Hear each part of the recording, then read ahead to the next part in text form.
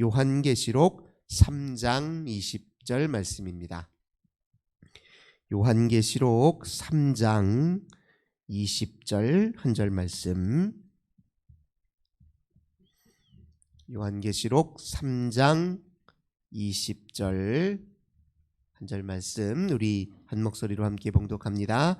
볼지어다 내가 문 밖에 서서 두드리노니 누구든지 내 음성을 듣고 문을 열면 내가 그에게로 들어가 그와 더불어 먹고 그는 나와 더불어 먹으리라. 아멘. 오늘도 주님과 함께 하루를 시작하시는 우리 모든 성도님들, 하나님께서 하늘의 크신 은혜와 평화 가득 부어주시길 주님의 이름으로 간절히 기원합니다. 오늘 본문의 말씀 통해서 먹는 게 남는 것, 이런 제목으로 함께 은혜 나누도록 하겠습니다. 요한계시록은 마지막 때에 관한 기록이지만 사실은 오늘 현재 우리의 믿음을 지키고 독려하고 격려하기 위해서 쓰여진 책이다. 우리가 그렇게 이해하고 받아들여야 될 것입니다. 특별히 요한계시록이 쓰여지고 또 그것이 읽혀졌을 당시의 상황을 좀 주목해 볼 필요가 있습니다. 당시에 도미티아누스 황제, 로마의 제11대 황제였는데요.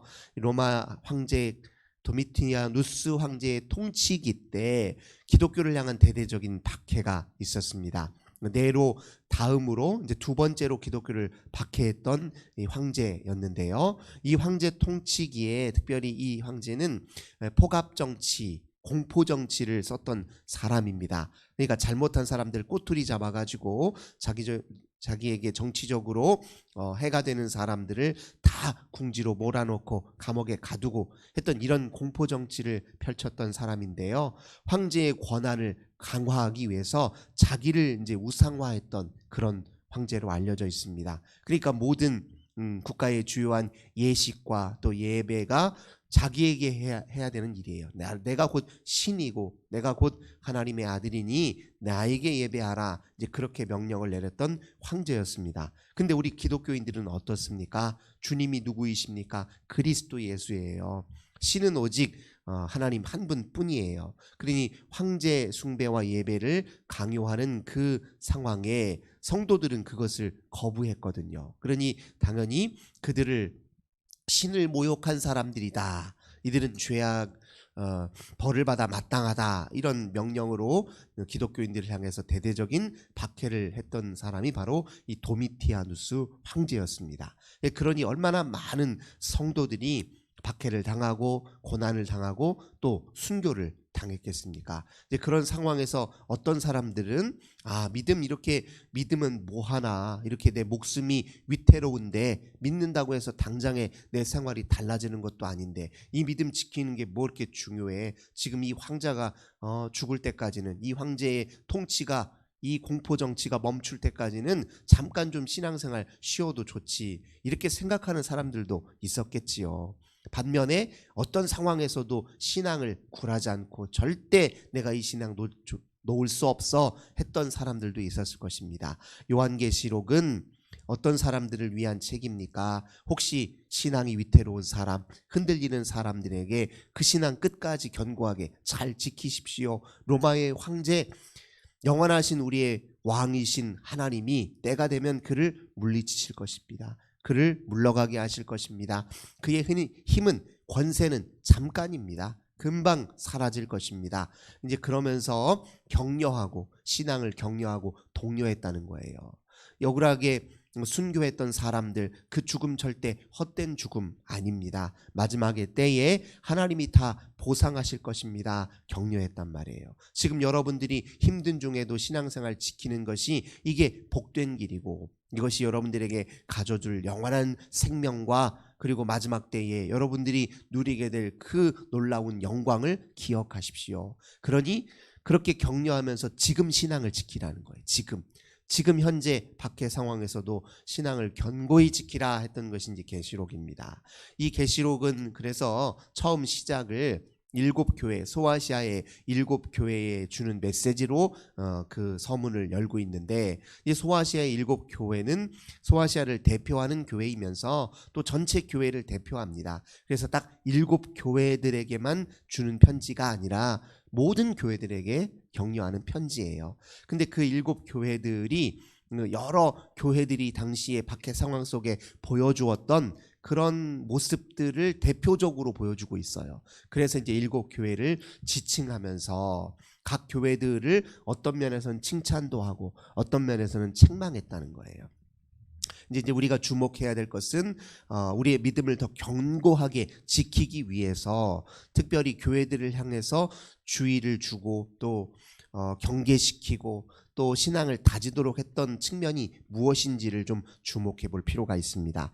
우선 첫 번째 교회로 언급하고 있는 교회가 2장에 보면 에베소 교회예요. 이 에베소 교회에 칭찬도 있고 책망도 있었지만 특별히 책망의 내용이 무엇이었느냐? 4절이에요. 4절 보니까 너를 책망할 것이 있나니 2장 4절 너의 처음 사랑을 버렸느니라. 이런 표현을 쓰고 있어요. 처음에는 그렇게 예수 믿는 것을 그렇게 자부심 있게 여기고 예수 믿는 신앙에 감격하여서 기쁨으로 그렇게 예배하고 모든 일마다 다 적극적으로 잘 하더니 어느 순간 그 처음 사랑을 너희들이 버려서 신앙이 해이해졌다. 지금 조금 상황이 어렵다고 해서 우리가 처해 있는 현실이 답답하다고 해서 예수 믿는 것에 회의를 가지고 그리고 처음 사랑을 버려서 제때제때 자기 삶을 하나님 앞에 돌이켜서 회개하지 못하고 이렇게 느슨한 신앙생활을 해서는 되겠느냐라고 지금 에베소 교회를 향해서 책망하는 내용이 있습니다. 그 다음에 두 번째 또 버가모 교회를 보면 14절입니다. 2장 14절 내게 두어 가지 책망할 것이 있나니 거기 내게 발람의 교훈을 지키는 자들이 있도다. 발람이 발락을 가르쳐 이스라엘 자손 앞에 걸림돌을 놓아 우상의 제물을 먹게 하였고 행음하게 하였느니라. 이와 같이 내게도 니골라당의 교훈을 지키는 자들이 있도다. 어떤 책망을 하였느냐? 발람의 교훈을 따르는 자들이 있다는 거예요. 발람이 누구입니까? 민수기 22장에 보면 출애굽 이스라엘 백성들이 이제 출애굽 여정에서 가나안 땅으로 가는 여정에서 모압 땅을 만났어요. 근데 이 모압의 왕이었던 발락이 이스라엘 백성들의 이동을 두려워했습니다. 그래서 발람 선지자로 하여금 저들을 좀 저주하십시오 이렇게 얘기를 했잖아요. 그래서 발람이 발락 왕의 그렇게 명을 따라서 이스라엘 백성들을 저주하려고 했는데 하나님이 그 입술을 가로막으셨어요. 그리고 저주를 축복으로 바꾸셨던 그 이야기가 등장하잖아요. 그래서 이 발람의 교훈을 따라 가르쳤다 하는 이야기는 무엇이냐면 이스라엘 백성들의 심령과 영혼에 해가 되는 잘못된 교훈을 따르고 있었다, 그런 뜻이에요. 그 결과가 무엇이었느냐? 이스라엘 자손들 앞에 걸림돌을 놓았던 그들처럼 우상의 제물을 먹게 하고 행음하게 하였다, 그런 표현을 쓰고 있습니다. 이 말은 이제 혼합 종교적 이제 신앙 양태를 의미하는 거예요. 가만히 보니까 예수 신앙이 느슨해져서 세속에서 말하는 그 다양한 신들이 주는 그런 혜택들이 있잖아요. 저 신을 믿으면 이런 점이 좋대, 이 신을 믿으니까 이런 축복이 더해졌대 하는 말에 귀가 쏠깃해서 이 사람 얘기도 듣고 저 사람 얘기도 듣고, 여기서 말하는 행음은 1차적으로 이제 영적 행음이에요. 영적인 간음을 의미하는 겁니다. 이제 그런 식의 신앙 행태를 보였다라고 책망하고 있습니다. 그리고 15절에 니골라당 이야기를 하고 있는데 이건 이제 니코와 라오스의 이제 합성어예요. 무슨 말이냐면 이게 니코라는 말은 이게 정복하다라는 뜻이고 라오스는 이제 백성이라는 뜻입니다. 그러니까 백성 위에 이제 정복하고 군림하는 형태, 이제 뜻 말끝 자체는 그런 뜻인데요. 이 니골라당은 당시에 이 성직자와 평신도를 엄격하게 구분지어서 계급화시키려고 했던 사람들이에요. 그래야 이제 많은 사람들을 통제하기가 쉽다 생각한 거죠. 근데 이 성직자든 또는 평신도든 간에 사실 성경의 근본 정신은 무엇이냐면 다 성도예요. 다 성도로서 하나님의 성도예요. 누가 누구 위에 영적으로 우월하다 이렇게 우월성을 내세울 수 없단 말이죠. 근데 이걸 계급화시켰다는 얘기는 무엇이냐면 당시에 로마 제국이 철저하게 계급사회였단 말이에요. 그러니까 정치 노선 자체가 그래요. 그러니까 그 노선을 그대로 받아들인 겁니다. 니골라당은 복음과 세속의 이교적 문화를 교묘하게 혼합시킨 그런 유형의 신앙생활을 했던 사람들이에요. 그러니까 이 사람들의 이 신앙 행태를 교회에서 보이니까 그것을 지금 경계시켰다, 그렇게 이야기할 수 있습니다. 두아디아 교회는 20절 보니까 뭘 책망하고 있느냐? 네게 책망할 일이 있노라. 자칭 선지자라 하는 여자 이세벨을 네가 용납함이니 그가 내 여종을 가르쳐 꿰어 행음하게 하고 우상의 제물을 먹게 하는도다. 이 두아디아 교회도 이제 비슷한 유형의 이제 경고를 주고 있는데, 이세벨이 누구입니까? 이 중의적 의미가 있잖아요. 아합 왕 시대에 아합의 아내가 이세벨이었잖아요. 이 노골적으로 우상 숭배를 이스라엘 백성들에게 종용했던 그 여인을 또 연상시키는 말을 하면서 지금 너희들의 신앙의 행태를 잘 보아라. 그게 과연 순수하냐? 정말 우리 주님을 향한 그 뜨거운 열망과 사랑에 기초해 있는 것인지, 아니면 세속의 풍요에 대한 열망, 또 자기 인생을 자기 뜻대로 하려고 하는 그 욕망에 젖어들어서 신앙을 왜곡시키고 또 불순한 신앙으로 잘못된 동기로 신앙생활을 하고 있지 않느냐, 이런 점을 이제 꼬집었다는 것이죠. 그 다음에 우리가 이제 3장으로 넘어오면 사대, 이 사대 이 교회 성도들에게 뭐라고 얘기합니까? 1절을 보니까 사대교회의 사자에게 편지하라. 하나님의 7영과 7별을 가지신 이가 이르시되 내가 네 행위를 아노니 네가 살았다 하는 이름은 가졌으나 죽은 자로다, 이렇게 표현하고 있어요. 그러니까 이 신앙이 어때요? 힘이 없다는 거예요. 실제로 주일날 예배는 드리고 있지만, 모든 교회의 행사는 참여하고 있지만 감격도 없고 뜨거움도 없고, 그 다음에 그 일에 대해서 하는 근본적인 동기가 하나님을 사랑하고 또 우리 하나님을 향한 간절한 열망 때문이 아니라 형식적으로 습관적으로 그냥 같이 살고 있는 사람들 눈치 보면서 그냥 예전에 하던 대로 아무런 감격도 없이 그렇게 하는 사람들을 일컬어 내가 살았다 하는 이름은 가졌으나 죽었다, 이런 식의 신앙의 형식적이고 습관적인 이 신앙생활을 꼬집었단 말이죠. 그리고 이제 건너뛰어서 라오디게의 교회 3장 15절, 내가 내 행위를 아노니 네가 차지도 아니하고 뜨겁지도 아니하도다. 차든지 뜨겁든지 하기를 원하노라, 이렇게 표현하고 있어요. 신앙생활 할 때 이럴 때가 있잖아요. 뭔가 일이 잘 풀리는 것 같으면 신앙생활도 열심히 해요. 그런데 자기가 계획하고 원했던 것들이 제대로 안 이루어져요. 손에 잘 안 잡혀요.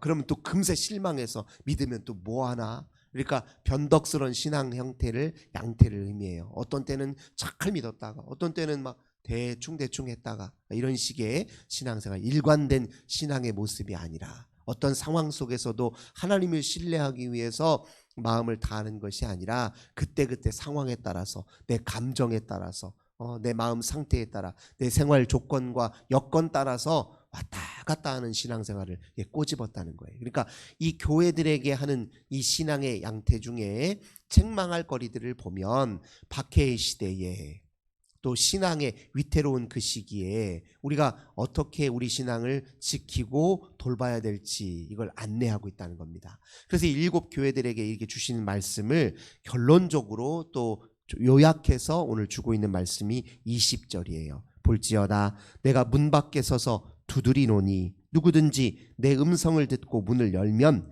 내가 그에게로 들어가 그와 더불어 먹고 그는 나와 더불어 먹으리라. 이기는 그에게는 내가 내 보좌에 함께 앉게 하여 주기를 내가 이기고 아버지 보좌와 함께 앉은 것과 같이 하리라. 마지막으로 교회들에게 격려하는 거예요. 보세요. 우리 예수님이 늘 문 밖에 서서 두드리신다, 이렇게 얘기해요. 문 밖에 서서 두드리신다는 것은 문을 열기를 기다린다는 뜻이잖아요. 박해의 시기에 우리 하나님은 우리의 신앙이 자발적이고 순결하기를 원하십니다. 남에게 등 떠밀려서 억지로 하는 신앙이 아니라, 두려움에 떠는 신앙이 아니라, 내가 주님 앞에, 주님이 정말 살아계시고 주님이 내 하나님이시고 주님만이 내 인생의 생명이시고 내 유일한 소망이시니 내가 주님 말고 누구를 택하리요? 주님 말고 내가 누구를 경배하리요? 세상에 값지고 좋은 건 많고, 세상에 내가 신이다라고 말하는 사람 많고, 세상에 이것이 가장 옳은 길이고 좋은 길이라 이렇게 얘기하는 사람 많지만, 내 눈에 보기에는 그 다 아무것도 아니요, 오직 하나님만이 내 유일한 경배의 대성이요. 이게 스스로 자발적으로 고백하면서 주 앞에 서는 이들, 자기 마음 문을 여는 사람들이거든요. 그렇게 우리가 열기를 기다리신다는 거예요. 그 기다린다는 것은 뭐예요? 주님의 마음이기도 해요. 곁에 서서 얼마나 우리 주님이 안타까운 심정으로 우리를 찾으십니까? 곁에 서서 혹시 다른 길로 가지 않을까? 혹시 이 믿음을 헌신짝처럼 버리지 않을까? 혹시 딴 길로 가지 않을까? 노심초사하는 게 우리 주님의 마음이기도 하다. 그렇게 우리가 이해할 수도 있을 것입니다. 항상 곁에 계신다는 거예요. 곁에서 막 마음 두드리시고, 거기 아니잖아, 빨리 내 길로 돌아와야지, 나를 바라봐야지 하면서 문을 두드리고 계신다는 거예요. 그래서 주님의 음성을 듣고 문을 열면, 우리 주님이 원하시는 것은 내가 그에게로 들어가서 그와 더불어 먹고 그는 나와 더불어 먹으리라. 함께 먹는다는 건 뭘 뜻합니까? 이것은 같이 산다는 걸 뜻합니다. 우리가 먹고 산다 그런 말을 하잖아요. 같이 먹는다, 동행한다, 친교한다, 교제한다, 서로 친밀한 관계를 맺는다, 그런 의미를 지니고 있어요. 우리 주님은 우리와 그런 관계를 원합니다. 너 나랑 같이 살자. 내가 너를 사랑하고 네가 나를 사랑하고 서로 교제하고 친교하고 동행하며 네 인생을 좀 더 복되게 하고 값지게 하고 온전케 하기를 내가 원한다, 그런 뜻입니다. 사람은요, 먹는 대로 사는 게 되어 있어요. 우리 몸도 우리 음식을 뭘 주로 먹느냐에 따라서 체질과 형질이 달라지잖아요.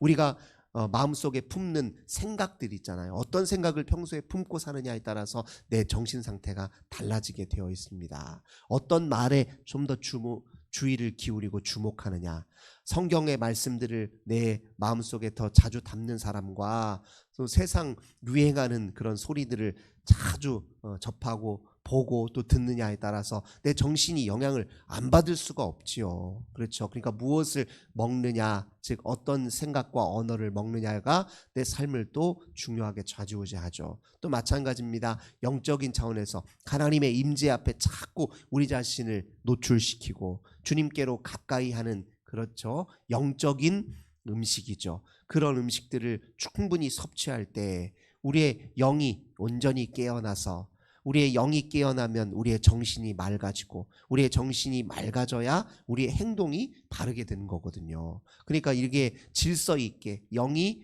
우리의 생각을 주도하고, 그리고 그 생각이 우리 행동을 바르게 안내하게 되면 우리 인생이 하나님과 동행하는 복되고 풍요한 인생이 될 수 있는 것입니다. 우리 주님은 이런 삶으로 우리를 끊임없이 초대하고 계신다는 거예요. 아무리 세상이 험하고 또 우리 인생을, 우리를 가로막는 인생의 험한 일들이 자꾸 생긴다 할지라도 믿음을 견고히 지키면, 내가 주님 앞에 한 걸음 다가서려고 하면 우리는 반드시 승리하게 되어 있다는 거예요. 말씀드린 대로 우리의 인생의 승리는 보장되어 있습니다. 승리가 보장되어 있어요. 결론이 이미 나 있어요. 주님 앞에 서면 결론이 이미 나 있기 때문에 그 믿음으로 서면 오늘 21절 말씀처럼 이기는 자는 내 보좌에 함께 있게 하겠다.